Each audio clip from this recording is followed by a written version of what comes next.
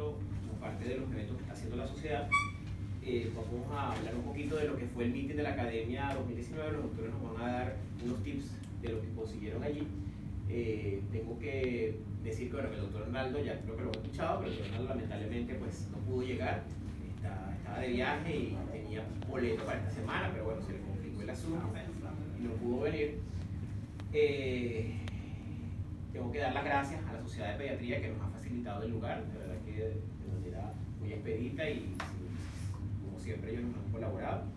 Y a la gente de Aroma di Café, que es una empresa que estuvo con nosotros el año pasado en el Congreso, que amablemente pues, nos van a donar el refrigerio que vamos a tener en la mañana de hoy.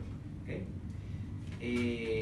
Tengo que, la idea de muchos aspectos es muy difícil en un par de horas resumir todo lo que pasó allí. Entonces yo, Fernán y mi persona escogimos temas que nos parecieron novedosos y que están dentro de lo que llaman los hot topics en la actualidad. Uno es la alergia alimentaria.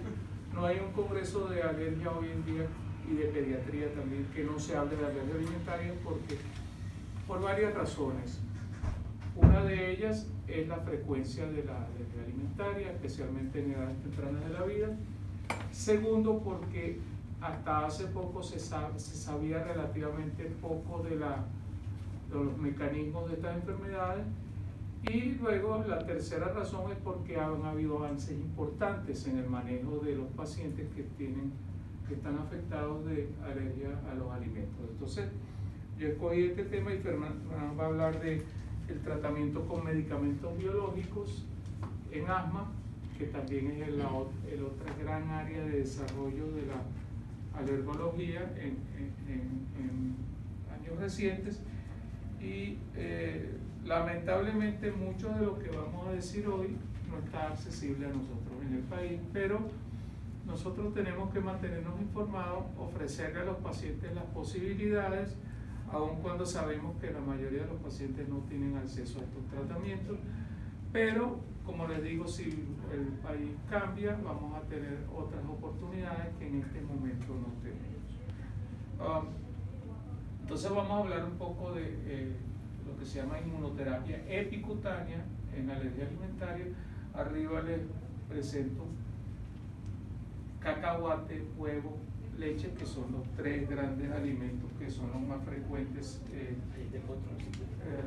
los que más frecuentemente producen. ¿Será aquí?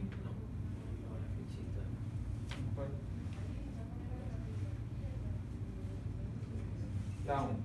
Dice down. No.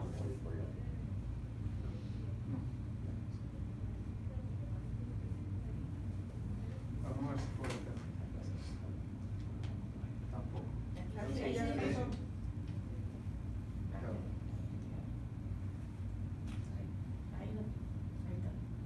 Okay.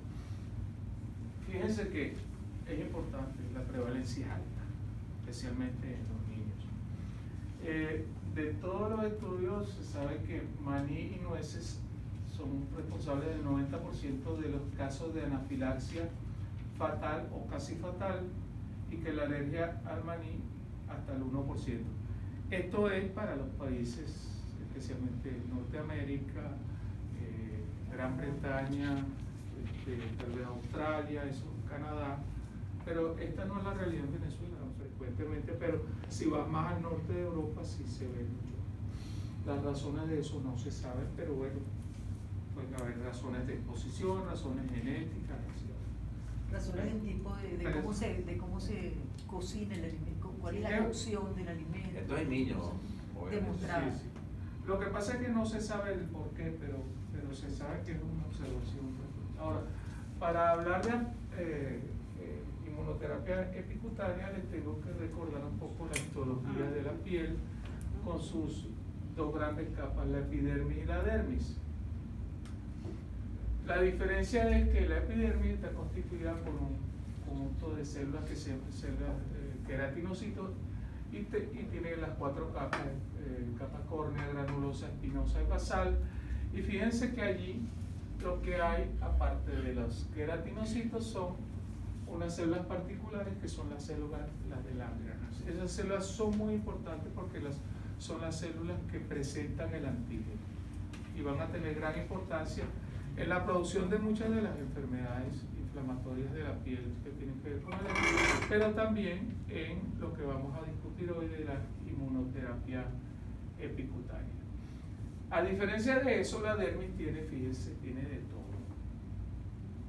Tiene linfocitos T, CD4, tiene un tipo particular de célula dendrítica que también es presentadora de antígeno, pero que se llama la célula dendrítica dérmica, diferente a la célula de Langerhans.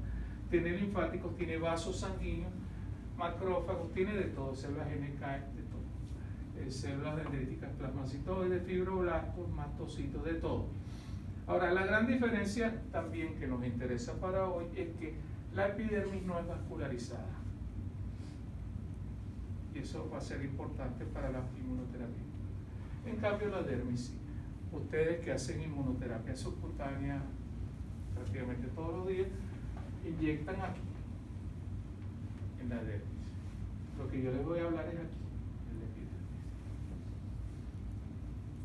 Luego, la inmunoterapia epicutánea, el concepto es entregar el antígeno por aplicación repetida a la piel intacta, dirigiéndose ese antígeno a las células presentadoras de antígeno, que ya dijimos que son las células de Langerhans, en las capas superficiales de la piel.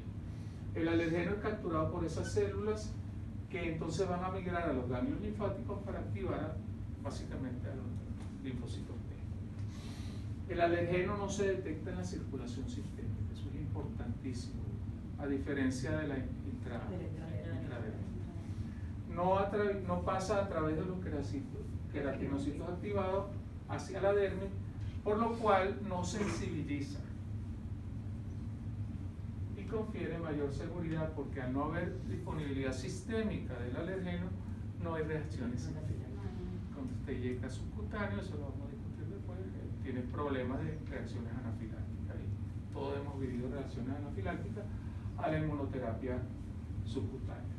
Ahora, esto es un desarrollo francés y los franceses tienen muchos años trabajando con esto y hay toda la evidencia experimental en ratones, y luego en este momento estamos en la aplicación ya en humanos. Yo he tenido la suerte de estar en contacto con el líder de esto, se llama Hugh Sanson, y Hugh Sanson es la autoridad mundial en alergia alimentaria. Él dejó parcialmente la Universidad de Johns Hopkins y se mudó a Francia para trabajar en esta empresa. Yo me imagino que es accionista de la empresa, pero es un tipo muy serio y que publica mucho. Entonces, ellos tenían toda la evidencia experimental en ratones y ahora simplemente se fueron al humano, y yo les voy a mostrar algunos estudios aquí. En ratones se observa que la captación del alergeno es un proceso activo por las células dendríticas, que en este caso son las células de Langerhans, que migran a los ganglios linfáticos que drenan la zona. Ahora, fíjense en esta inmunotensión, y esto es humano, piel humana, epidermis y dermis, la tensión para CD1A, que es el marcador de células de Langerhans, está en la epidermis, en cambio el factor 13A es de las células dendríticas dérmicas en la piel. Entonces son diferentes estas células, aun cuando ambas son células presentadoras de. Ahora, ¿cuáles son los efectos inmunológicos en los animales experimentales? Varios. Se sabe que aplicar el antígeno o el alergeno sobre la piel tiene consecuencias inmunológicas. O sea, es un inmunogénico, si se quiere. Produce disminución de la IgE y la IgG2A. Recuerden, IgG2A es del ratón, nosotros no tenemos IgG2A. Nosotros tenemos IgG1, 2, 3 y 4. Disminuye la producción de citoquinas TH2 y no tiene efecto sobre las citoquinas TH1.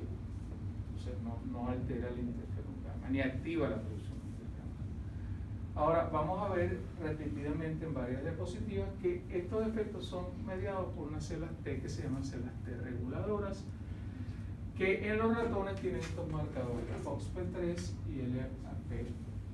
Esas células T reguladoras son positivas para esos dos marcadores. Y esa actividad supresora de las células T-Rex requiere la presencia de ese marcador de membrana que es el CTLA4, que es es un homing receptor, un receptor de alojamiento a la piel. Esto es cutáneos, no sé qué. Bueno, entonces claro, esas telas T, mediante eso, van a migrar a la piel. Pero después van a ver que también pueden migrar a otros sitios, a otros órganos. Y eso es por aplicación del alergeno sobre la piel, no es inyectado. Es un parche casi. Entonces, se inducen tanto células TH1 como células T reguladoras, que son en los ratones tienen esos marcadores. Se disminuye el reclutamiento de eosinófilos hacia la piel. Las células tienen esos homing receptors que decíamos, pero también esas células T reguladoras pueden ir al pulmón, al esófago y al intestino. De nuevo, por poner el parche sobre la piel, no inyectado. Se ha visto en ratones que protege contra la anafilaxia inducida por alimentos a través de un mecanismo que es dependiente de TGF-beta. Recuerden que los mediadores que liberan las células T reguladoras son básicamente dos, puede que haya más, pero los dos más importantes son TGF-beta e interleuquina 10. Entonces los ratones esos que son tratados así no desarrollan nuevas sensibilizaciones. Eso es importante porque tú podrías hacer prevención primaria de alergias a través de inmunoterapia epicutánea. Pero también esos ratones que recibieron esas células T reguladoras transferidas,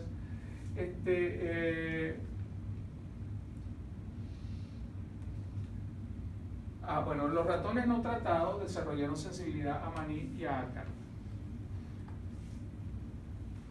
Pero si tú los tratas, entonces no se desarrolla sensibilización. Entonces puede servir para prevención primaria o para tratamiento de una alergia ya establecida, que son los experimentos que se están haciendo actualmente.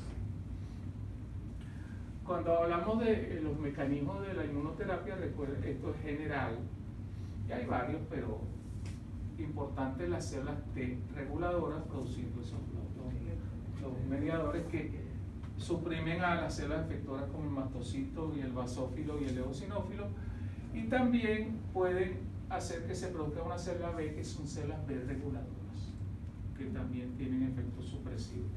Además de eso, bueno, hay múltiples factores supresores que liberan estas células, y también las células B, bajo el efecto de esto, van a, primero que todo, van a reducir la producción de IgE alergeno específica, pero van a producir IgG4 y también IgA.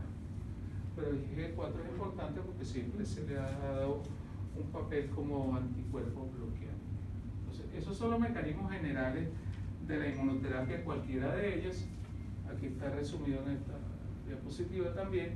Aquí tenemos, por ejemplo, aumento de células TH1 alergeno específica que liberan unos mediadores que frenan la producción de citoquinas TH2. Por otro lado, supresión de la actividad de la reactividad de basófilos y mastocitos. Por otro lado, las células T reguladoras, que son alergeno específicos. Y por otro lado, el cambio de la célula B para que produzcan menos IgE, pero produzcan IgE. Son los mecanismos generales. Entonces, en la inmunoterapia epicutánea, en los ratones, cuando se aplica en piel intacta, se disminuyen las células, las respuestas TH2 y aumentan las células T reguladoras que ya mencionamos.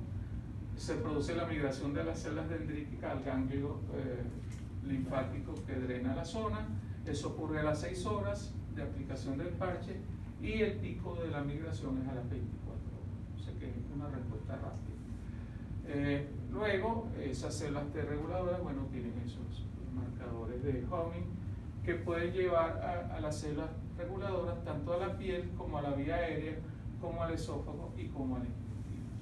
Y esas células reguladoras producen básicamente TGF-beta, pero también interleuquina 10. Este experimento, que es un poco complicado, simplemente para decirles que en este caso hay células del ganglio y las células van a migrar, induciendo la formación de células T regulatorias.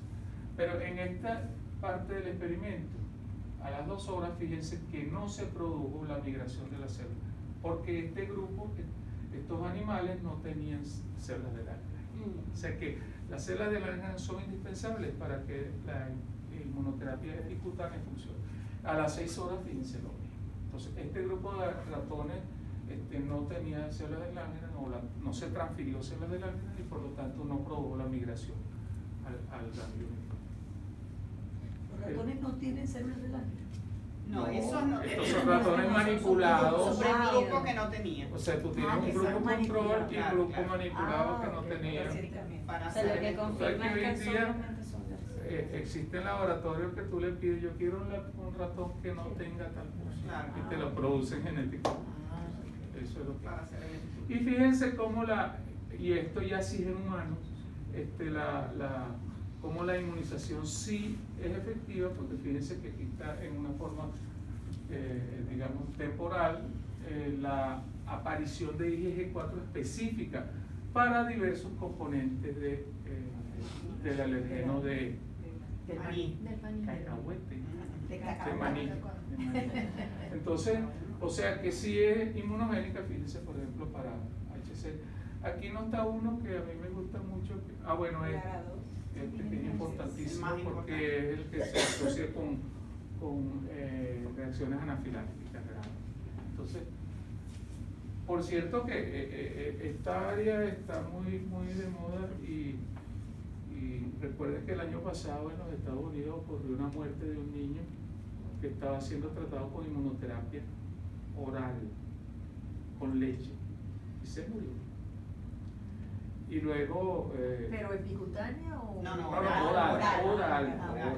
No, ya, eso vamos a ver al final de comparación entre ambos. En ese estudio que se usaron esos 250 miligramos del parche, eso es un parche que estuvo liberando antígeno continuamente por todo ese tiempo. Ya vi, Ah. te está adelantando. Entonces, la otra cosa es que el año pasado, en uno de esos viajes que yo hago por ahí,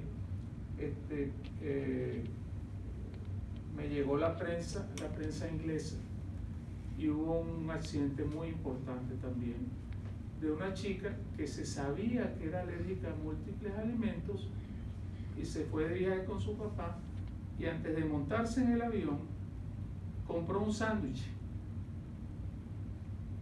en el avión y ella sabía y el papá sabía y preguntaron al restaurante y le dieron que no tenía el componente, no recuerdo qué era maní o era algún alergeno importante. Entonces los queratinocitos van a secretar alarminas, por ejemplo las famosas citoquinas de los queratinocitos, la queratina 25-33 y la linfopoietina del estroma tímico, que producen sensibilización. O sea que lo primero que hicieron con la piel dañada era más bien el sensibilizar al paciente. Sí. Y eso era a través del TH2. En cambio, en piel intacta se suprime la sensibilización oral al alergeno y se produce la desensibilización. Hay que saber que la hidratación del estrato córneo facilita la captación y la solubilización del alergeno, aumentando la permeabilidad hacia la epidermis. Eso lo vamos a ver ahora en un momento. Y esas células de Langerhans tolerogénica activan el sistema inmunológico, induciendo células TH1 reguladoras. Entonces, la aplicación del alergeno a la piel no lesional o intacta promueve la desensibilización. Yo leí un artículo que la sensibilización a alergia al maní, más o menos bastante reciente, ahorita no lo tengo a mano, no me acuerdo cuál es, pero decía que los niños que eran sensibilizados al maní eran niñitos que tenían dermatitis atópica, que no habían consumido maní, pero que las madres, como en la casa consumían maní, si los niñitos tenían una dermatitis atópica, solamente con el toque, o sea, como ellas tenían las manos con maní, tocaban al niño que tenía una dermatitis atópica y por esa vía se sensibilizaban. O sea, no es una sensibilización oral, sino a través de la piel. Me pareció bien interesante. Esa sensibilización a través de la piel en esos niños que no comen maní se describió hace muy poco. Se describió hace muy poco, yo lo leí. Pocos años, sí, es nuevo. Entonces, fíjense, cuando hay una piel lesionada con trauma epitelial profundo, fíjense, entonces se producen todas estas citoquinas que son proinflamatorias y una respuesta TH1. Cuando el trauma es más leve, superficial, entonces se favorece otra respuesta y T reguladoras.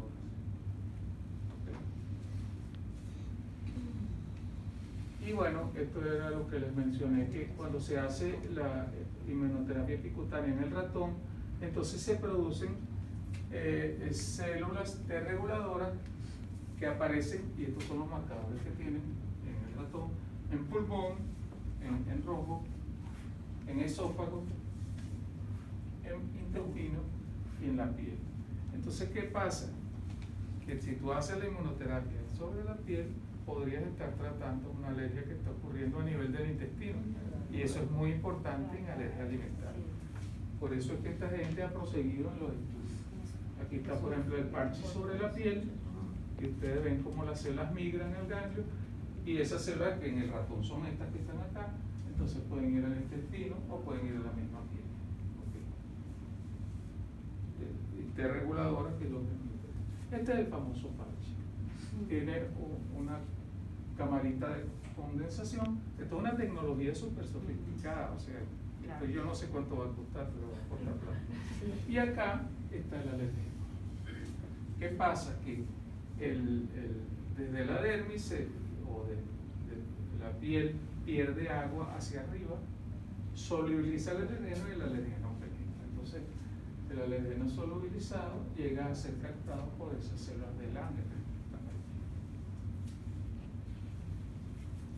La eficiencia entonces se basa en la capacidad de inducir una respuesta torelogénica en un corto periodo de tiempo, o sea, la respuesta es rápida. Y la capacidad de entregar la dosis óptima de antígeno a los órganos linfáticos. Permite un contacto de larga duración del alergeno sin exposición vascular, y eso le da bastante seguridad. La pregunta que hicieron antes, bueno, ¿y por cuánto tiempo? Bueno, estos son tratamientos diarios. Un parche diario. Un parche diario. Durante años. Durante varios años. Los estudios que hay suman 3 y 4 años. ¿Y la concentración es constante en el parche, Mario? Ya se ha. Bueno, ya, fíjate, la evolución de esto es, ya la FDA se sometió el primer grupo, que es maní. ¿Por qué? Porque son los estudios más avanzados. Pero el segundo va a ser leche. O sea, maní lo van a aprobar ya para el año que viene, va a estar disponible comercialmente en los Estados Unidos por la FDA. Luego, el segundo va a ser leche y el tercero va a ser huevo. Esa es la evolución, porque tengo información dentro de la compañía que yo he estado conversando con ellos y me han dicho. ¿Hay algún sitio particular de colocar el parche? O sea, ¿habrá alguna zona del cuerpo? Esa es una buena pregunta. ¿Habrá alguna zona sé. Yo creo que es aquí en el brazo, pero no me hagas caso, no sé yo.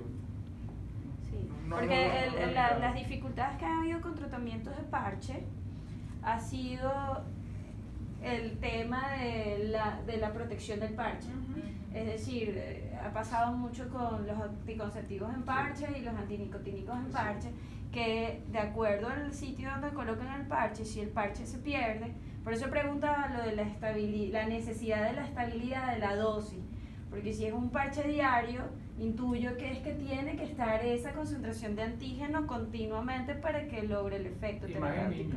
Entonces, sí. Que lo mantengan. Pero Pero ya todo eso, Patricia. Sí, yo claro, supongo que lo tienen definido. Lo que pasa es que nosotros no tenemos el manejo práctico, entonces no Claro. sé Sí, decir claro. mucho, pero eso Ahí está. está ya la dosis.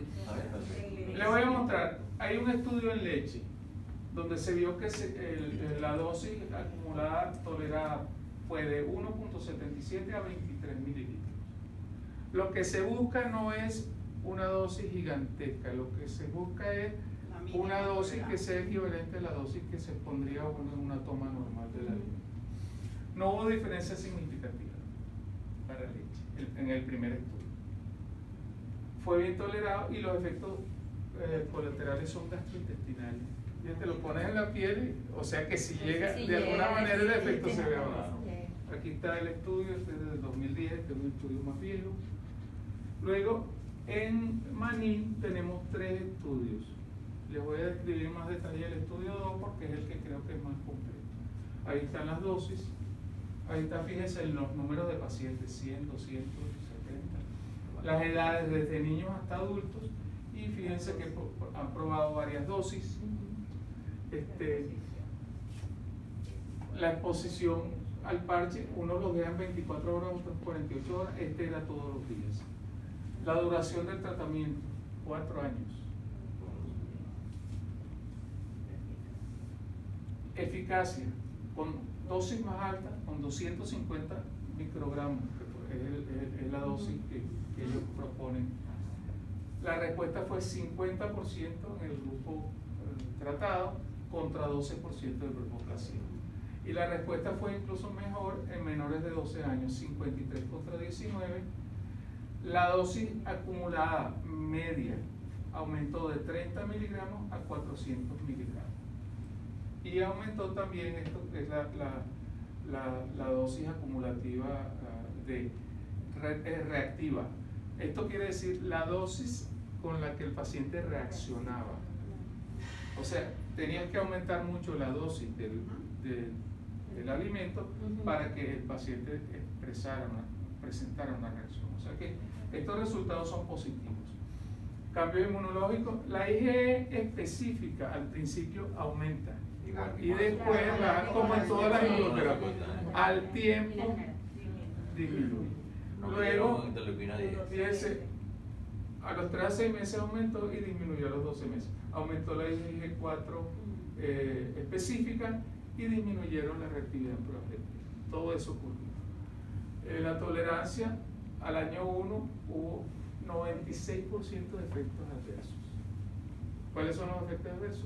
Dermatitis en el sitio del dermatitis. Respiratorio no. No. Nada respiratorio. Dermatitis. Bien. Y luego de un año bajó de 96 al 62%. O sea que la tolerancia a medida que va pasando el tiempo va mejorando. Este es el mismo estudio 2. La tolerancia de más de 1000 miligramos a la semana 52 o 10 veces en la dosis de la provocación del alimento comparado con el basal. Ese era el punto final, digamos, el parámetro a evaluar.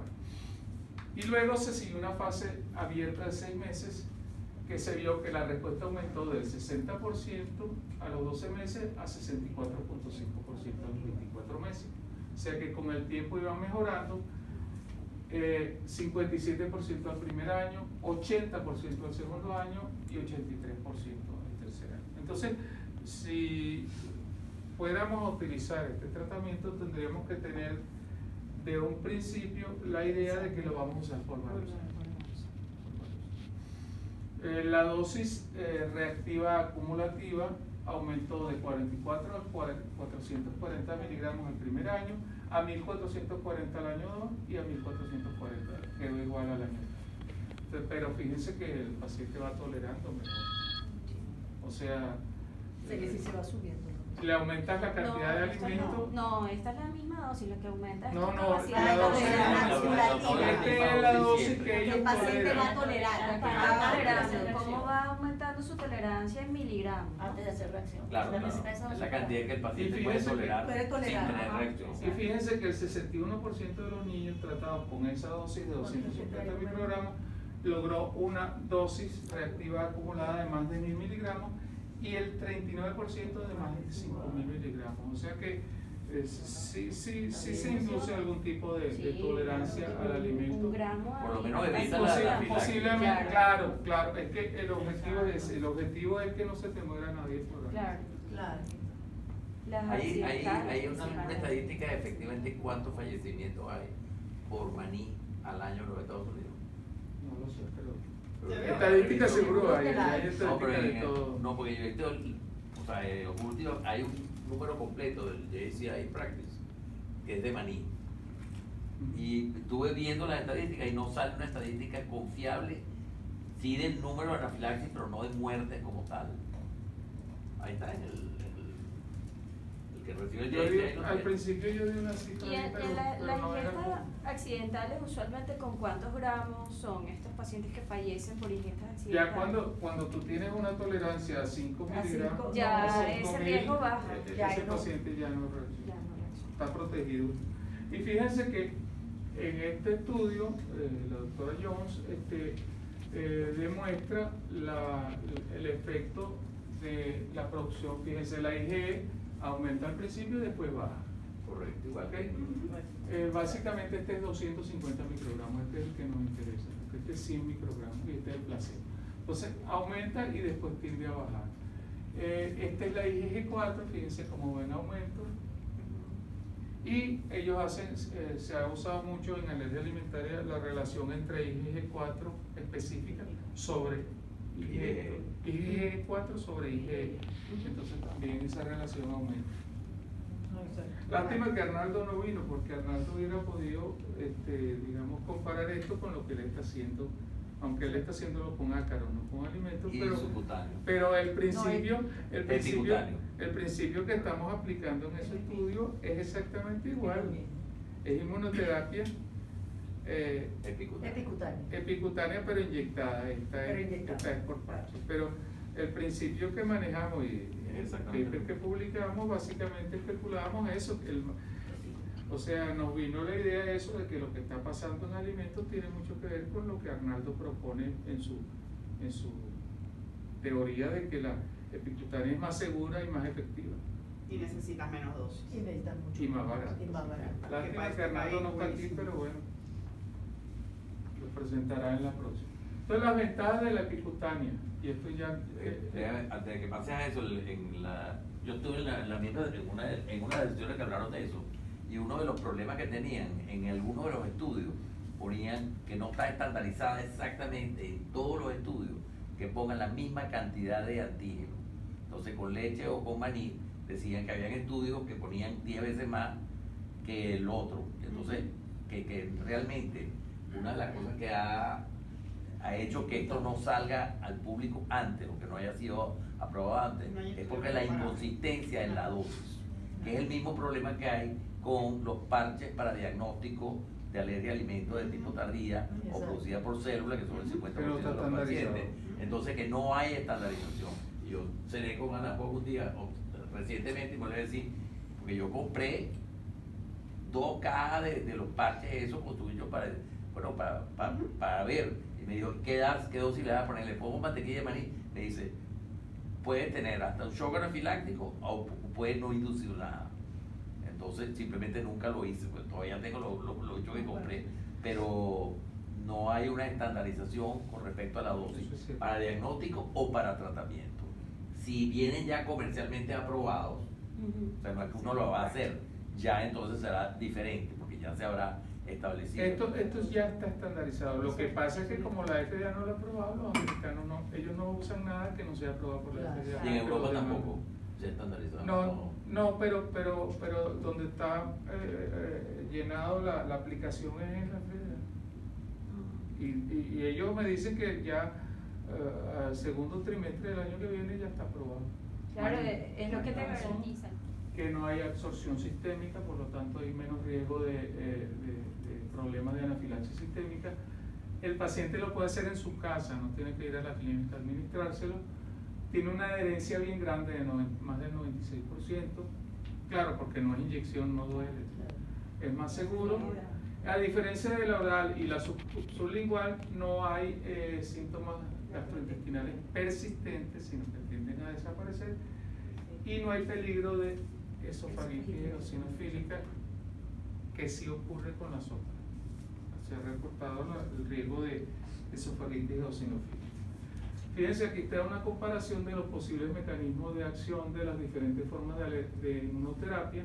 Está la oral, la sublingual y la epicutánea. Lo básico de la epicutánea entonces es que la célula de Langerhans induce células T reguladoras que van a regular tanto a la activación de otras células presentadoras de antígenos, la expansión de citoquina, supresión de las células TH2, luego la reducción de IgE, aumento de IgG4 y luego la regulación de la activación de células efectoras. Entonces, la diferencia es que SLIT actúa por otras células de Langerhans que están en la mucosa, también genera células T reguladoras que tienen efectos regulares. Básicamente produce los mismos efectos, pero esta tiene otras vías alternas. Y la oral, que también actúa parecido a la sublingual. Ya vamos a terminar ya. Entonces, comparando en eficacia, la inmunoterapia oral a altas dosis es más efectiva que la epicutánea. Más efectiva. La sublingual tiene igual efectividad que la epicutánea. Y ambas tienen hasta ahora beneficios clínicos modestos, pero tienen beneficios. La oral produce desensibilización y falta de respuesta sostenida en una minoría de los casos. O sea, es efectiva, pero no es efectiva en una proporción grandísima. Y la oral tiene muchas reacciones adversas. Ese niñito que se murió, hay niños que se han muerto después de tener ya años recibiendo la inmunoterapia oral y supuestamente haber tolerado, y de repente cambian en reacciones. O sea que eso también, a pesar de que están teóricamente desensibilizados, han pasado cosas. La subcutánea no es muy segura, eso lo sabemos todos. En los estudios de maní, la eficacia es moderada, es dosis dependiente, lo que Patricia preguntó de las dosis, pero aumentar el umbral de 30 miligramos de proteína de maní pretratamiento a 300 post-tratamiento reduce el riesgo de reacción alérgica en más de 90%. O sea que, es lo que decía Fernán, que si bien no es 100% tolerogénica, si tú puedes proteger al paciente de una reacción anafiláctica letal, entonces estás logrando un buen resultado. Una nota de atención: el primer estudio que se hizo con subcutánea lo hicieron en Denver hace 25 años. Eran 5 niñitos y uno hubo una equivocación en la farmacia y se murió. De hecho, el primer autor, ¿cómo se llama? Que vino para acá. El primer autor del estudio, y se obligaron, y eso paró esa rama de investigación durante 10 años. O sea, 10 años después fue que empezaron otra vez con la subcutánea oral, subcutánea para maní. 10 años estuvo sin hacerse ningún estudio por esa muerte. Esta es una comparación de métodos, beneficios y efectos adversos. La subcutánea, que es por inyección, es eficaz para alergia al alergeno, no hay duda de eso. Yo ahora estoy preparando una charla de inmunoterapia subcutánea en asma y también un paper para las clínicas de alergia e inmunología sobre la seguridad y las muertes por inmunoterapia subcutánea con ácaro. Y entonces la inmunoterapia subcutánea con ácaro ya la acepta hasta Gina. Sí, señor. Lo que pasa es que Gina lo escriben los neumonólogos, entonces la recomiendan, pero no son muy entusiastas. Pero está. Y hay una cantidad de metaanálisis, de estudios controlados que demuestran que sí, por ejemplo, ácarogramas, donde no es muy efectiva en hongos. Y luego, pero tiene problemas de seguridad. El polen También gramíneas en general. Gramíneas, sí. Gramíneas y árboles, pero más gramíneas. No, pero en el de los Estados Unidos es ragweed, que es una Bueno, que es la peor de todas. Exacto. Es endémica. Yo que pasa que yo no le paro mucho a los pólenes y a esas cosas, porque aquí nuestro problema es ácaro. Después la sublingual, el extracto en este caso del maní colocado bajo la lengua y luego se traga y se aplica diariamente. Tiene menos efectos adversos. Y los síntomas, las molestias son locales, y eso aquí creo que casi todos usamos sublingual para ácaro y sabemos que una pequeña proporción de pacientes hacen prurito en la boca y eso, pero no, anafilaxis yo no he visto ninguna, pero está descrita. La epicutánea, el parche con el alergeno aplicado diariamente a la piel intacta, eso es importante, lo de la piel intacta, no se requiere la ingestión del alergeno, lo cual se ocurre en la oral, y el efecto adverso es dermatitis.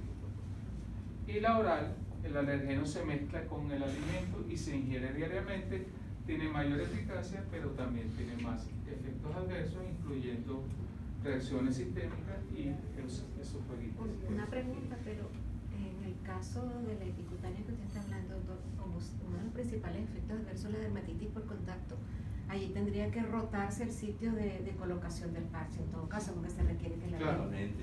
Es correcto. Una cosa, sí, Y recuerda que viste que con el tiempo se va disminuyendo las reacciones locales. doctor, pero en la inmunoterapia sublingual realmente al final el paciente lo tiene sublingual y la presentación sé que es por la célula de Langerhans que están debajo en la mucosa sublingual, pero ese tratamiento es ingerido. Entonces yo leí un estudio en que si el paciente se lo tragaba o no, un estudio que hicieron que si el paciente se lo tragaba o no, igual la respuesta, por eso que la respuesta era sublingual. Pero digo, si el paciente se lo traga, no puede tener mayor frecuencia de reacciones de gastroenteritis eosinofílica. No está descrito, ¿verdad? Yo creo que no Porque debe estar igual ni siquiera estudiado. Porque el paciente lo ingiere, o sea, es sublingual, lo deja 2 minutos, pero se lo Lo que traga. pasa es que el volumen es 0,1 Claro, debe ser por ahí. Lo que pasa es que La el volumen concentración de la la Es concentración 0,1 es muy mililitro. baja. Pero digo, igual el pequeño. paciente lo traga, pues. Pero quizás Pero- está sometido a los jugos gástricos. Pero de una Bueno, concentración no suficiente. como Pero la para oral que va más las- directo. Claro. Claro. La oral es De directa. todas maneras, La oral son yo- volúmenes mucho más grandes. Sí. O sea, yo lo hago como dicen los que más tienen experiencia en eso, que son los italianos, el grupo de Génova, y ellos lo mantienen allí 3 minutos y después se lo- Exacto. es así como lo hacen. 2 minutos. En conclusión, entonces, la piel es un órgano multifuncional con propiedades inmunológicas únicas. El alergeno presentado a la piel intacta por inmunoterapia epicutánea es captado en la epidermis por las células de Langerhans sin que llegue hasta la dermis, eso es lo importante. Se reduce la circulación sistémica, se induce desensibilización a través de células T reguladores. En ratones se protege contra nuevas sensibilizaciones y eso va a ser interesante para prevención primaria. Es menos invasiva, tiene menos riesgo para reacciones sistémicas, fácil de usar, de alta adherencia. Esto, yo tengo una discusión y nos caemos a puño todos los días, Arnaldo y yo, con lo de la adherencia. Porque tú vas a la literatura y la literatura dice que la subcutánea tiene mejor adherencia que la sublingual, pero esa no es mi experiencia. Eso no es lo que vemos No. aquí. Mi experiencia es que la sublingual la cumple todo el mundo mucho más mucho más. y en cambio la subcutánea, primero porque Allá tiene que porque venir llaman a al la clínica, paciente, lo van a segundo buscar, por el lo riesgo de traen, reacción lo y puyan, tercero se por la va. inyección en los niños. Entonces, Aquí no. mi experiencia es que la adherencia es mejor en la sublingual que en la subcutánea, pero la literatura dice todo lo contrario. Yo acabo de ver, sin embargo, revisando esto de inmunoterapia en asma, encontré un artículo donde demostraba que la sublingual tenía mayor adherencia que la subcutánea, pero los gringos dicen todos que la sublingual... Debe ser por el monitoreo, porque Los es mucho, llaman, los claro, buscan, es los mucho traen, más los fácil, puyan. es Claro, mucho más fácil claro. garantizar la adherencia cuando tú eres el que controlas el tratamiento que el paciente de Claro. su casa, pero definitivamente el paciente, o sea, el paciente siempre va a preferir lo menos cruento. Ahora, como experiencia así de años, mi experiencia con la subcutánea era que el paciente la compraba, iba el primer mes, el segundo Sí, mes, y después y se después perdía, se no cumplía. Aquí en Venezuela no hay adherencia a la subcutánea, en otros países la habrá, pero aquí no. ¿Por qué? Porque, oye, el niñito tiene clase, el otro tiene trabajo, el tráfico, llovió, no llegaban. Eso de ir una vez por semana o 2 veces por semana, no lo Yo cumplían. tengo una amiga en Inglaterra con el niño en inmunoterapia subcutánea y lo van a buscar en ambulancia a la Claro, casa para pero inyectarlo. esa es otra O cosa. sea, es otra cosa. Claro que hay Y en adherencia. Inglaterra es raro porque ellos casi no usan inmunoterapia. Sí. Pero en los Estados Unidos, por lo menos donde trabaja yo la remarca, llaman al Claro, te llaman Y 20 y veces. si, uno mensaje. y si tú no te vas a inyectar, te lo cobran igual. Exacto. Bueno, por eso. Y te multan. Entonces el muchacho Y te te lo multan, cobra, te te lo pasan, cobran. por no haber ido. Porque por ellos te irresponsable. cobran la consulta donde tú no vas. Claro. Todo esto Entonces, lo que nos dice que automáticamente la pero usted realidad tiene que no venir es el martes Totalmente. a las 2 de la tarde y el muchacho está ahí como un clavel. Hay una cuestión de realidad. La realidad Claro. nuestra no es la misma de los No. demás. Exactamente. No se En no nada. compara con En nada. Entonces, pero lo de la adherencia Atípicos. para mí siempre ha sido una preocupación porque Arnaldo dice, no, pero es que la literatura, pero no es lo que vemos nosotros. Y bueno, al final las invitaciones de siempre, ¿no?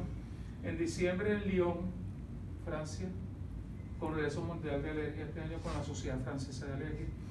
En Roma, en abril del 2020, este es un evento que viene haciéndose varios años, lo hace el Hospital Bambino Gesù, que es el hospital del Papa, es el hospital del Vaticano.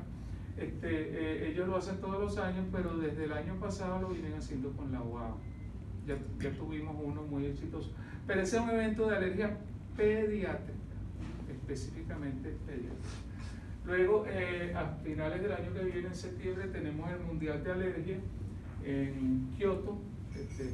Tengo el honor de presidir el comité científico de ese congreso, y tengo que ir ahora en junio para hacer el programa científico, ya lo estamos trabajando. Eso es en Kioto. Luego, para el 2021, a principios de año, por ahí en abril, tenemos un evento que va a ser de alergia alimentaria y respiratoria en Hawái. Este y este son congresos mundiales, este y este son conferencias, son simposios internacionales.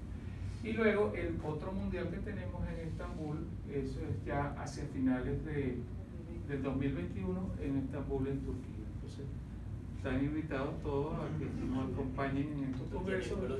Tenemos vuelo directo. Que se quieran buscar la lista para que le manden su pasaje. Mira, ¿no? tú lo verás en broma, pero eso es una realidad. Sí, tenemos vuelo directo. Vuelo directo. Creo que no es todos los días. No, no es todos los días, pero sí. ¿Y es cuándo el de Estambul? En 2021. Finales de 2021. Esperemos que sea ya democracia. Este afiche no sale la fecha porque estaban cuadrando la fecha ahorita porque estamos buscando los hoteles y eso, o el centro de convención. Entonces, de eso depende la fecha. Porque si el centro de convención no está disponible, no pueden poner la fecha. Entonces, estos son los que vienen ahora y bueno, ya estamos negociando los siguientes. Hay varios candidatos, pero por supuesto Venezuela por ahora no califica. Pero sí, no, y Latinoamérica por lo pronto no. Sesión muy corta acerca de algo en el pipeline, pero realmente no el énfasis fue que en los ya aprobados, porque la penetración o venta de esos ya aprobados ha sido sumamente baja. Pues es una ciudad espectacular. Esto es dentro de la exposición, porque afuera había un frío horrible y había que andar con chaqueta de nieve. Entonces, lluvia y frío y horrible, todo carísimo. Entonces estamos todo el tiempo metidos en la exposición, donde no regalaban ni lápices. Ya no hay Cadivi. Acá les regalan menos. Yo por primera vez en 35 años me tuve que pagar hasta los lápices. Entonces, ¿cuál es el título de la sesión? Era ¿cuáles y a quiénes le vas a poner biológicos? Porque ahora hay muchos biológicos que están sobre la mesa. Aunque no los tengamos nosotros, siempre uno tiene que saber qué existe afuera, porque primero tenemos muchos pacientes que están afuera. Y dos, que la gente, uno le dice, búsquelo, y mucha gente o alguna gente lo tenga. Yo ahorita tengo solamente 4 pacientes en omalizumab. Yo llegué a tener 10 hace 2 años. Lo que pasa es que los otros 6 se fueron de Venezuela. Algunos de ellos buscando nuevas opciones de tratamiento. ¿Ok? ¿A quiénes le ponemos biológicos? Bueno, le ponemos biológicos, tendríamos que ponerle biológicos a una cantidad de pacientes. No lo voy a aburrir demasiado con la es que el criterio de asma severa. El biológico en asma es para pacientes con asma severa. Y en la línea, lo más importante que usted tiene que saber es que el paciente tiene que estar en esteroides orales. Cualquier paciente que reciba biológicos que no esté en esteroides orales no está con los parámetros adecuados. ¿Okay? Hay algunos europeos establecen que el paciente que requiera 2 miligramos de fluticasona. Les recuerdo que 400 microgramos de fluticasona equivalen más o menos a 3 miligramos de prednisona oral. 100.000 microgramos equivalen a 7 y 2.000 equivalen a 15 miligramos diarios. O sea que un paciente que requiera 2.000 microgramos de fluticasona ya es un paciente que califica como si estuviera recibiendo esteroides orales. O sea, ese es un estudio del Toogood de los años de antes de la caverna, pero no existe ningún otro estudio que diga esto. Entonces, ese es un punto que considero muy importante a la hora de uno decidir. Me lo regaló Stanley Zeffler, que publicó esto en el 2018. Está todo equivocado. Porque nosotros empezamos a trabajar en los años 70. Yo me gradué en el año 74, igual que Mario. Efectivamente, de otra cosa. Fíjate que ellos, este es un esquema norteamericano, porque ellos entre el 70 y el 80 se desarrolla la beclometasona. La beclometasona fue el primer esteroide inhalado que se marketeó y se fue al mercado en combinación con salbutamol.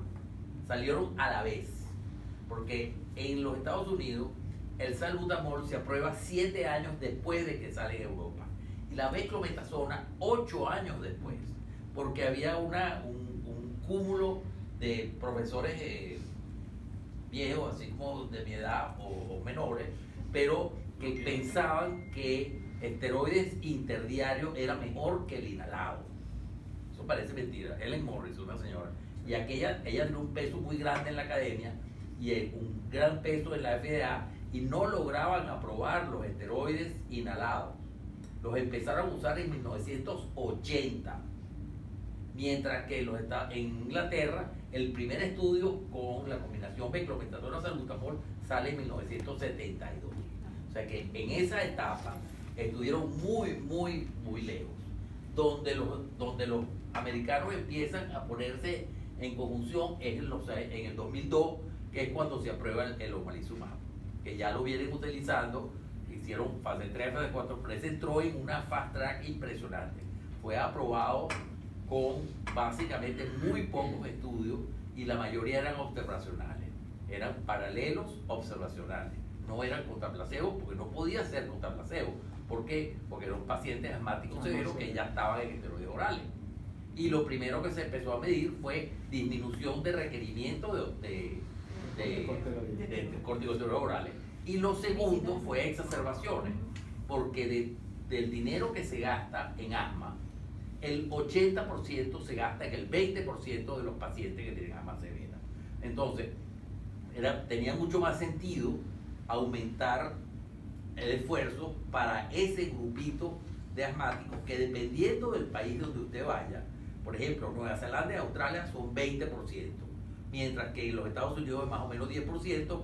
En nuestro medio yo asumo que es muy pequeño el número de asmáticos severos, solamente en Margarita, en Coche, etcétera, porque nosotros, la mayoría de nuestros pacientes son pacientes bastante leves, ¿ok? Y claro, estamos en la etapa de medicina personalizada, que es lo que estamos, y la seguridad, pues esas son las dos cosas que estamos pendientes. Esta es la última reunión de Gina, donde por fin pone los biológicos como parte del tratamiento. Por cierto, en este mismo Gina es que se da la recomendación también de inmunoterapia. ¿Ok? Esta es la última publicación de Gina, donde ellos dicen inmunoterapia y biológicos. También hay muchos estudios, como ustedes bien saben, de omalizumab más inmunoterapia específica, con excelentes resultados en casi todas las patologías. Esta lámina es vieja, pero esto no ha mejorado mucho.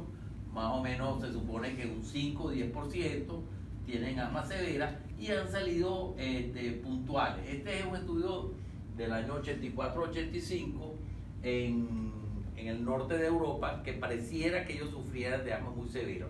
Y una de las cosas, cuando estamos hablando de adherencia, muchos de los estudios de adherencia son hechos a través de los datos de las ventas de los medicamentos antiasmáticos. Es una forma de hacerlo. Y la otra es por cuestionario. Y lo interesante de este estudio es que ellos comparan ambas cosas. Y es virtualmente toda la población asmática del país, porque es un país muy pequeño, tiene 7 millones de habitantes, donde vive el líder Mario, por cierto. Y ellos llegan en su grupo, en Holanda, este es en Holanda, y que ellos llegan, que en ambas formas de verlo, ellos tienen cerca del 20%. Mario tiene una bellísima conferencia que es necesidades no resueltas en asma, y ese 20% un país donde le regalan, donde monitorean la adherencia y le regalan los medicamentos a todos los asmáticos, todavía tienen un 20% de pacientes que no tienen control adecuado.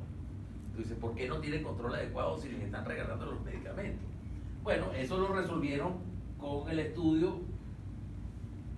Fíjate, esto es en Holanda, que ellos sí tienen el 50% de sus pacientes más severos, los tienen bien controlados. O sea que ellos no tienen sino un 3% de pacientes no controlados.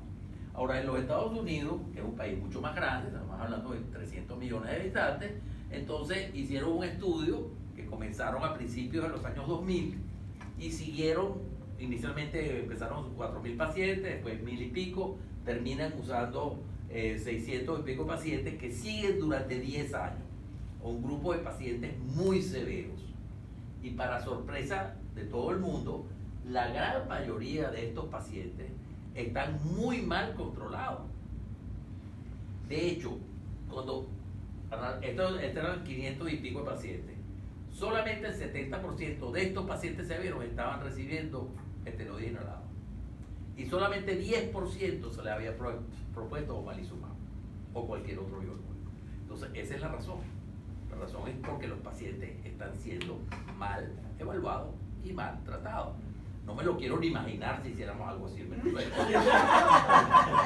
Pero lo que te digo es que el tenor, yo le pregunté a uno de ellos, que creo que a Zephyr le pregunté que si ellos iban a seguir con el estudio, y me dijeron que la mayoría de los pacientes se les habían perdido. Era multicéntrico, pero hay pacientes que, bueno, de 5.000 pasaron a 1.400 y terminaron 500. Es una cifra grande, pero los Estados Unidos es un país muy grande, y me dicen, nosotros estamos, dicen ellos, estamos, que no sabemos qué hacer, cómo vamos a aumentar la adherencia. Por eso es que ahora, cuando tú ves la evaluación del paciente severo, ya está incluido oficialmente ver adherencia. Y de hecho, en el Tenor 2, que se publica en el 2017, que termina en el 2015, ellos metieron una variable de adherencia. Pero la adherencia era preguntándole al paciente, porque estos son encuestas. Entonces, a la hora de la verdad, era muy difícil evaluarlo. Pero hay que ver que el peor controlado es la cantidad más grande. Y esto fue una conferencia bastante detallada. Me impresionó eso de que solamente el 10% de los pacientes estos estaban en omalizumab, pues, y 70% en esteroides inhalados. Quiere decir que hay un gentío que está siendo muy maltratado. Y no es porque no tengan plata. Básicamente esta es la conclusión de que 10 años después todavía los pacientes debieran ser mejor tratados y mejor seguidos. Pues, tendría que haber algún tipo de asma severa. Hay muchas maneras de ver los grupos. La mayoría de los pacientes de asma severa no son los de asma tópica, ¿okay? Los de asma tópica sí hemos trabajado mucho. Los otros formas de asma severa, los otros fenotipos, están pobremente estudiados y aún peor tratados. ¿Por qué? Porque, como vamos a ver más adelante, toda la investigación se ha centrado en el asma tópica o la llamada TH2, verdaderamente, o TH2 alto, como vamos a ver en la gráfica más adelante. Con respecto a esta, que es la que llamaba Sally Wenzel Pauci, que con lavados bronquiales que no tenían células o tenían puro neutrófilo, pauci celular, esos pacientes hasta ahora, cuando a mí me llega uno, se lo mando a madre. Mira, Fernán, por cierto, volviendo a la anterior de la definición de asma severa, cuando hicimos dos versiones de los lineamientos latinoamericanos de asma severa. Una de las cosas que pusimos era, bueno, dentro de todo el algoritmo que hay, era uno, ya tú lo dijiste, chequear la adherencia, porque muchos pacientes no tienen asma severa, sino que no cumplen. Y lo segundo que hacíamos era que para definir que el paciente sí cumplía los requisitos, tenía que hacer una prueba terapéutica de 6 meses con esteroides orales, para definirlo como verdaderamente asma severa, asma severa refractaria, ¿no? Entonces, y en el algoritmo está eso. Tú lo debes tener era uno de los criterios Sí, que el consenso latinoamericano. de hecho, hay uno de los criterios. Hicimos dos. Sí, el Seguro Social, en los criterios para dar el omalizumab, decía que tenía que tener 6 meses con esteroides sistémicos y no sé qué. Eso lo hicimos con nuestro queridísimo, muy recordado amigo Carlos Tálamo. Sí, sí. Y bueno, Hugo Neffen y otra gente. Sí. Bueno, ustedes están cansados de ver esta lámina, esta la puse porque es más nueva, pero dice lo mismo.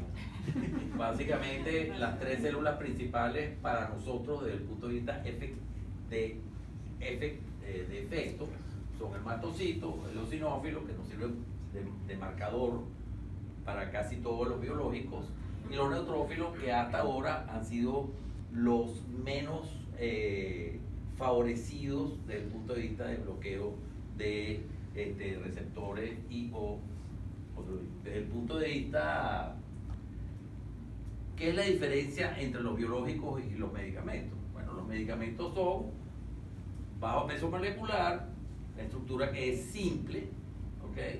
Y que se puede producir y se puede estandarizar básicamente. En cambio, los biológicos, ¿por qué son tan caros los biológicos? Bueno, primero son grandes, después son muy complejos y son producidos por líneas vivas. Entonces, automáticamente tienen que ser muchísimo más costosos. Y ha sido en una batalla, creo que el omalizumab bajó discretamente, como de $1.000 al principio a 500 que se consigue ahorita en algunos sitios por aplicación y se supone que es mensual. Pero ya eso, ellos pierden la patente ahorita, estamos en el 19, Sí. ellos pierden la patente en el 20 y probablemente detrás de esa patente van a venir los biosimilares, ¿no? De omalizumab. El problema con el biológico es que el biológico, ningún biológico, o sea, ninguna ampolla de un biológico es igual a la otra ampolla de biológico. Entonces, porque justamente vienen de células vivas. Entonces eso hace que el costo y la manera de la manufactura sea muy grande. Pero en términos de costos con omalizumab, gran parte la tiene el que ellos lograron una patente muy larga, ¿no? Y entonces, Casi 20 años, o sea, más de 2002, desde el 2002, que desde el 2002. en el 20 años. 20 años. 20 Entonces, años, que la mayoría son 10 años, ¿no? sí. Pero yo creo que está esa es la gran diferencia, y por eso puede ser más específica. Hay otra cosa que es importantísima, la voy a mencionar ahorita. Bueno, ya hablamos de esto, básicamente son moléculas de alto peso molecular, pueden ser monoclonales y están dirigidos contra los mediadores, las que son las citocinas o los receptores. Lo ideal es que se conozca el endotipo, pero no siempre es así, porque la realidad es que hasta el momento no tenemos marcadores que sean totalmente fidedignos. Para algunos sí, otros no. Ya todos saben que los anticuerpos monoclonales fueron inventados por esta gente, es una línea celular que se le cambia básicamente el target, como quien dice. Pero lo que más me interesa, bueno, uno, este es del 2017, pero está bastante actualizada con respecto a los que tenemos y los que van a aparecer pronto. Se habla mucho del anti-TSLP porque, como dijimos, el factor químico, se está hablando mucho de tratar de modificar la inmunidad nativa, innata, y hasta ahora no se ha podido, o sea, porque ahora es que se descubre que si uno va más arriba en la cascada, a lo mejor tiene más chance de producir un bloqueo, pero hasta ahora los estudios no han sido tan buenos. Omalizumab, ya lo sabemos, el berralizumab, el mepolizumab, el reslerizumab, todos han sido aprobados y aunque no es un biológico, hubo bastantes presentaciones con termoplastia que yo la detecto, pero nosotros no la sabemos hacer. Solo hacer los blancos más comunes, ya los mencionamos. Estos son los aprobados, ¿okay? El mepolizumab fue aprobado en el 2015. Lo que es que no logró pegar, a pesar de que tiene múltiples folletos y anuncios y todo. Ahora es que la gente lo está utilizando. El reslerizumab es interesante. El berralizumab tiene la gran ventaja de ser cada 8 semanas, como vamos a ver más adelante, mientras los otros son cada 4. El dupilumab no es muy bueno para asma. Les voy a mostrar un estudio porque es rey básicamente de dermatitis atópica. En mepolizumab puedo agregar que a mepolizumab no lo ayudó la etiqueta de indicación. O sea, en mepolizumab la indicación incluye que el paciente tiene que tener un rango de eosinofilia particular Y entonces esa eosinofilia ausente en muchos pacientes también ya les recortaban. Entonces estaban recortados en términos de la indicación que era asmático Sí, severo de 400, difícil 400, control, pero también tenían que ser asmático severo de difícil control con asma eosinofílica. Claro. Entonces tenías que corroborar esa Pero es que eosinofilia. todos para- los nuevos se supone que son para asma eosinofílica. Todos. Exacto, pero cuando tienes en la etiqueta que tiene el paciente que cumplir un rango de un 400. número de eosinófilos en 400. sangre, entonces si el paciente no está, y además aquí hay un tema de reembolso, ¿no? Porque el que reembolsa siempre te va a poner que cumpla todos los estándares. Entonces el mepolizumab eso no lo ayudó mucho. No soy yo. Bueno, omalizumab, ustedes saben muy bien, se supone que obviamente bloquea el IgE libre, forma los compuestos que el sistema reticular endotelial elimina, por lo tanto no hay mucho chance, y por lo tanto por retroalimentación negativa disminuye el número de receptores de tipo 1 y tipo 2, básicamente.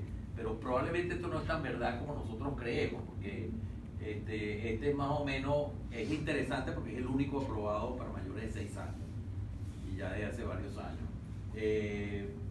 Lo demás realmente no es muy exacto, porque en estudio el medir volumen expiratorio forzado al primer segundo no es lo adecuado para medir la efectividad de los biológicos. El parámetro más importante es el disminuir el número de exacerbaciones y la eliminación de esteroides orales. Lo que pasa es que todo el mundo está fijado en eso, pero realmente generalmente estamos hablando de que estamos reduciendo el número de exacerbaciones de 3 a 4 al año, porque ahora hay muy pocas hospitalizaciones. Entonces ahora se están poniendo en grupos de pacientes visita de emergencia y o hospitalización, para tratar de dar resultados positivos. Esto lo traen por una razón muy sencilla. Como ustedes saben, el omalizumab, el mercadeo fue hacia médicos neumonólogos. A nosotros, los alergólogos, nos ignoraron olímpicamente. No solamente en Venezuela, sino a nivel mundial. Por casualidad, el omalizumab se lanza en Venezuela cuando estaba Juan Márquez de director médico de Novartis, y a mí me invitan a todos los neumonólogos. Entonces yo les pregunto, ¿ustedes hacen pruebas cutáneas? No. ¿Ustedes mandan a hacer IgE in vitro? No. Entonces ustedes no pueden poner a ningún paciente con omalizumab, por una razón muy sencilla, que el asma tiene que tener el paciente una acuidad cutánea o una reactivo galereno perenne. Si ellos no lo pueden determinar, ¿qué hacían ellos? Pero te mintieron porque ellos sí hacen pruebas. Mentían. No, algunos hacen pruebas, pero se lo ponían en la historia. Y también hacen IgE. Ellos hacen Se pruebas. se lo ponían en la Sí, historia de los pacientes y era mentira. Entonces ahí me caían millones de pacientes que ni siquiera eran asmáticos, Claro. que estaban recibiendo omalizumab porque se los daba el seguro, pacientes con bronquitis crónica, pacientes con gripe, pacientes con gripe, y yo era el más de lo que trataba. Con EPOC. ¿Ok? Mucho de poco. O sea que el asma tiene que ser mediada por IgE, y esto es un contrasentido. Esto estaba rodando desde el año 99. Yo dije, bueno, pero esto es un contrasentido el cual nunca cambió, por cierto, ¿no? Solamente trae 2 pequeños estudios, porque es el metaanálisis más grande que hay para omalizumab. A pesar de todo, fueron solamente 26 estudios al final, que todos son paralelos prospectivos, y ellos utilizaron, la primera vez que vi ese término yo, la evaluación global de efectividad.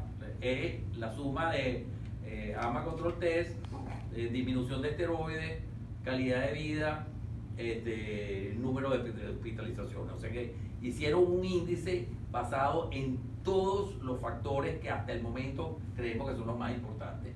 Y el fast track que hubo con esto es que realmente el omalizumab no tenía ningún estudio que no comprobara de que era en esto. Y en urticaria es aún más dramático. El omalizumab, de verdad, en pacientes severos, lo que a mí me parece que en el futuro va a venir, que el omalizumab va a ser no para asmáticos severos, sino para asmáticos moderados, pero es una cuestión de reembolso. Yo creo que muchos pacientes moderados asmáticos se van a beneficiar mucho más de las terapias biológicas. El otro estudio es un estudio de vida real, pero lo interesante de este estudio que fueron 9.000 pacientes y ellos tomaron en consideración no solamente la severidad del paciente, sino que trataron de estratificarlo como están haciendo con los otros biológicos, que es viendo por marcadores, eosinófilos periféricos y feno. Y tomaron en cuenta los dos grupos. Resulta que la disminución del número de exacerbaciones y hospitalizaciones fue idéntica en todos los grupos, sin importar cuál fue el marcador. O sea que no había ninguno. Y ahora lo más interesante del estudio, que fue por lo que lo puse, es que había una cantidad de pacientes en los cuales los rangos de IgE no estaban dentro de los recomendados. Siempre nos han dicho que si el paciente tiene más IgE no se le debe poner, porque tiene aumenta el riesgo de anafilaxis, que la cantidad de omalizumab entonces no va a ser suficiente para disminuir, hacer el efecto terapéutico, y resulta que eso es embuste. No, pero en Estados Unidos porque ellos dejaron hasta 700, pero realmente en la mayoría del mundo, incluyendo Venezuela, uno puede utilizar con pacientes hasta 1500 de IgE. Sí, bueno, que ya es raro tenerlo, sí. Pero normalmente para este momento en que se hace este estudio, lo recomendado era hasta los 700. O sea que usted puede utilizar su omalizumab como es en urticaria, independiente del nivel de IgE. La cosa es que se lo aprueben y que se lo paguen, porque ese es el problema, es cuestión de costo. Pero hoy por hoy, yo lo utilizaría a cualquier nivel de IgE, probablemente. ¿Okay? Entonces, estas son las dos cosas que le decían de omalizumab, porque realmente está muy trillado.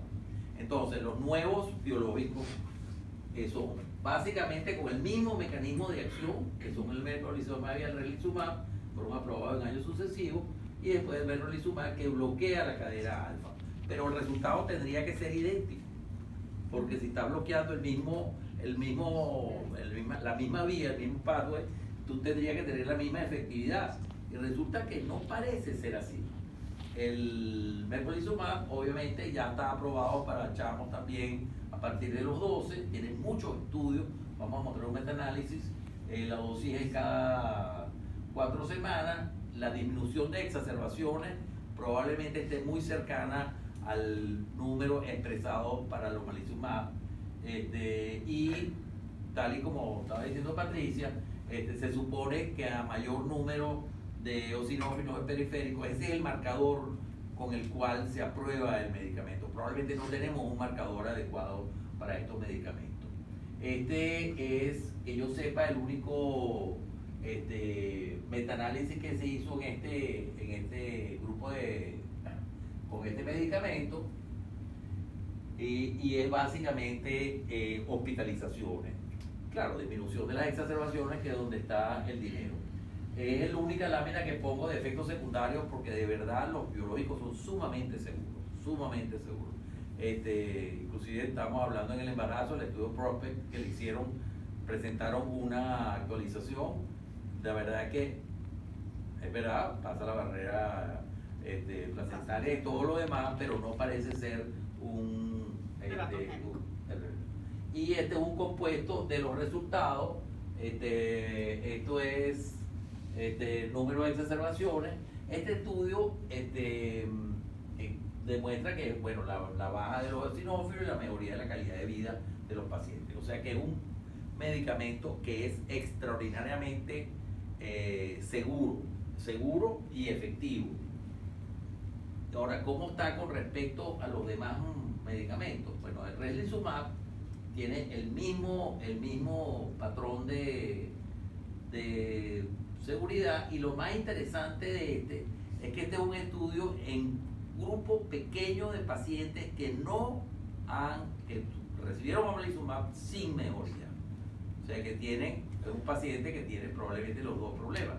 Se pueden utilizar a la vez, mira, a lo mejor se pudieran utilizar a la vez, pero lo que queremos saber es que si son solamente 25 pacientes, que es poquito, pero vemos de que la mejoría es muy importante.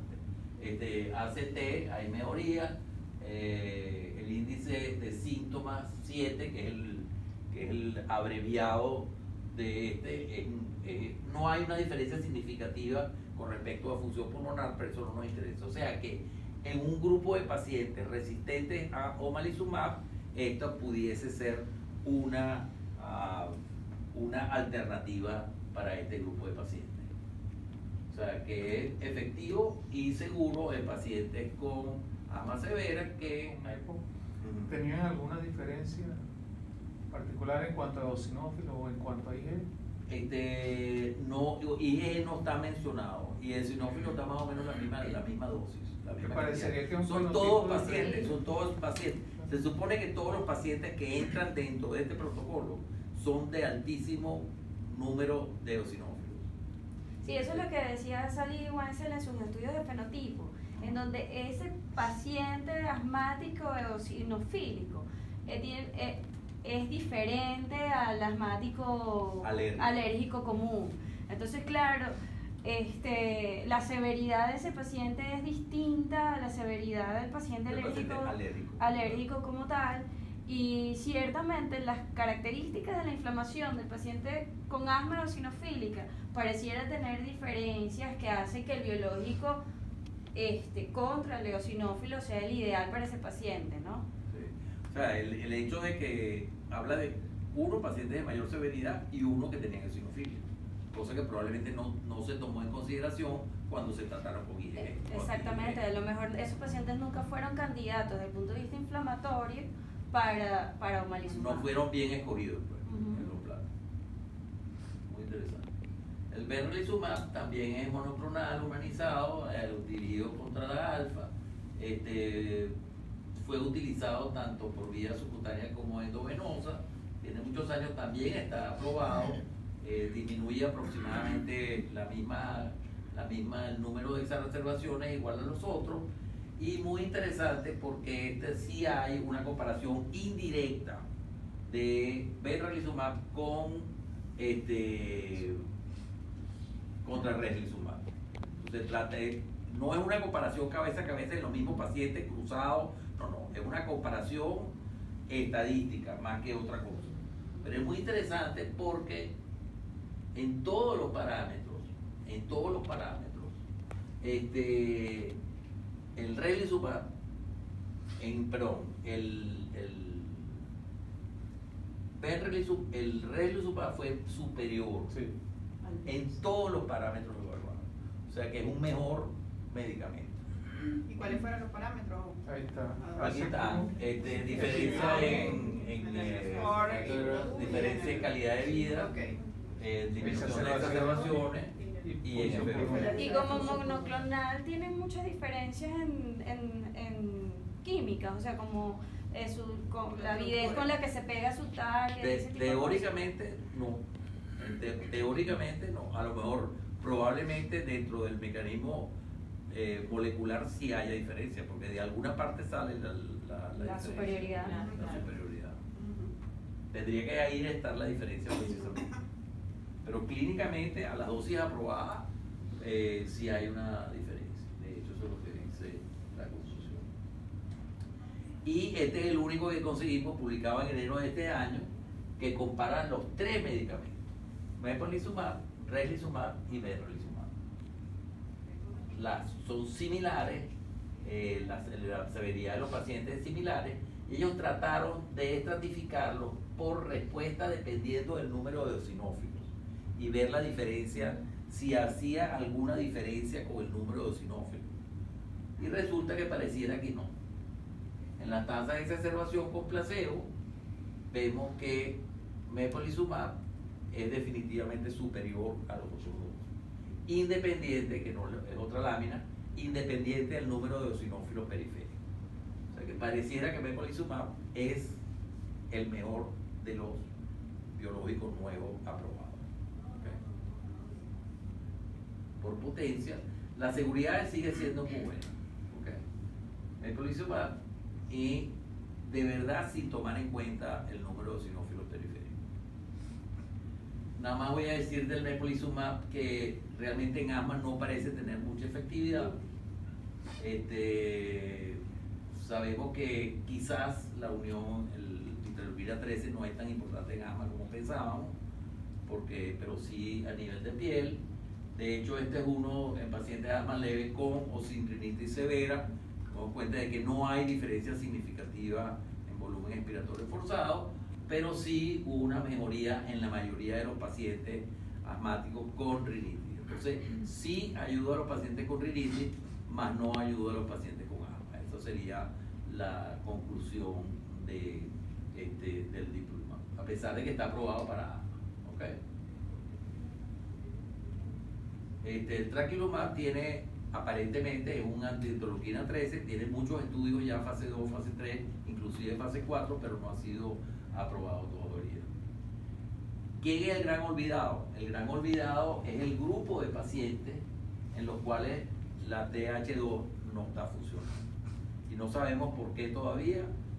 Se supone, vamos a atacar quizás los mediadores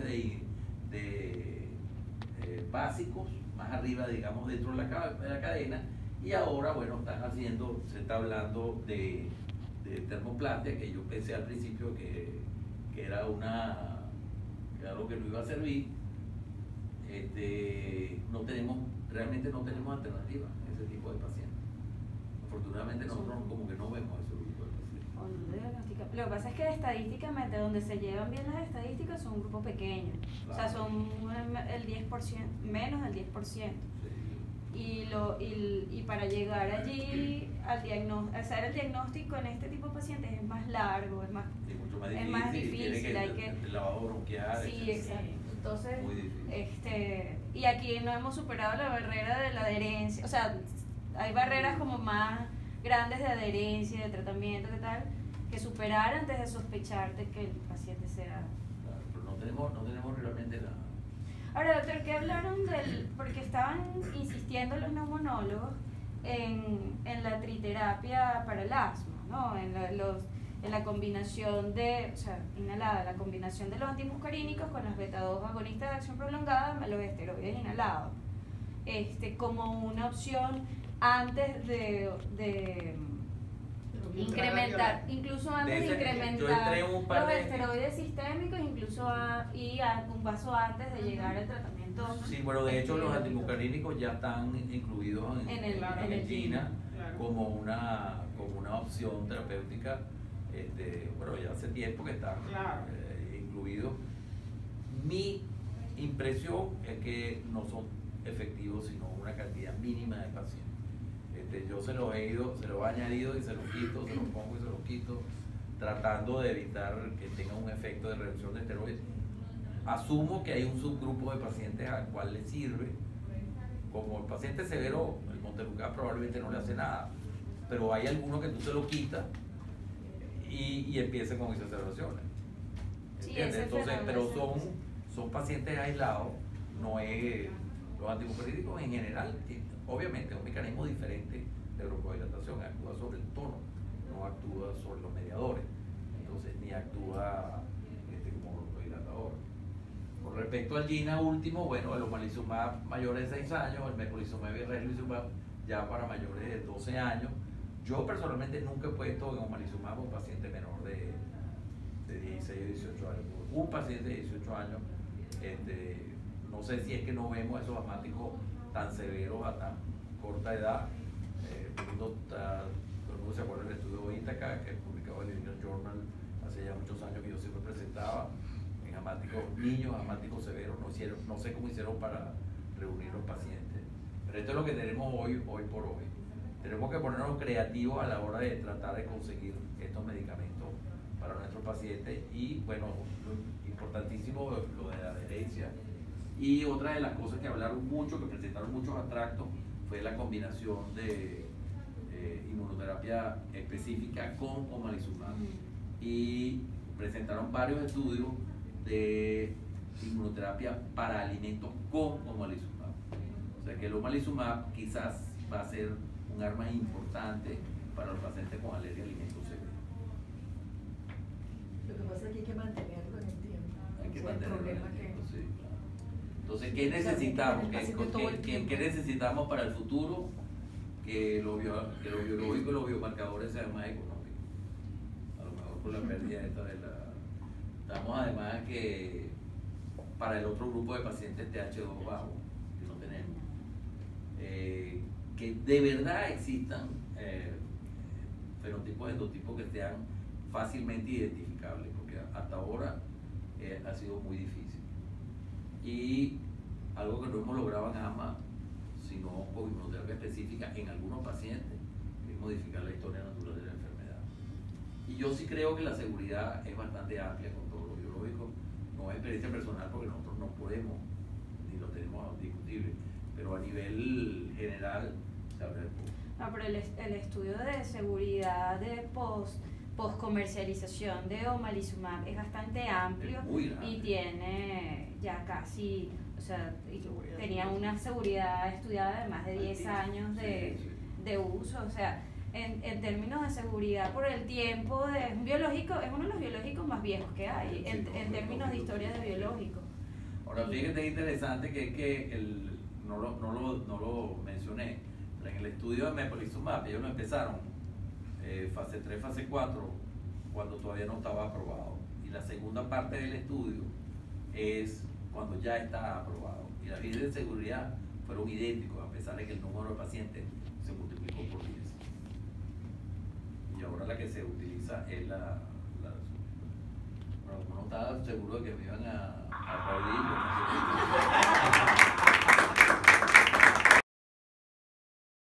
Saca la champaña, pues.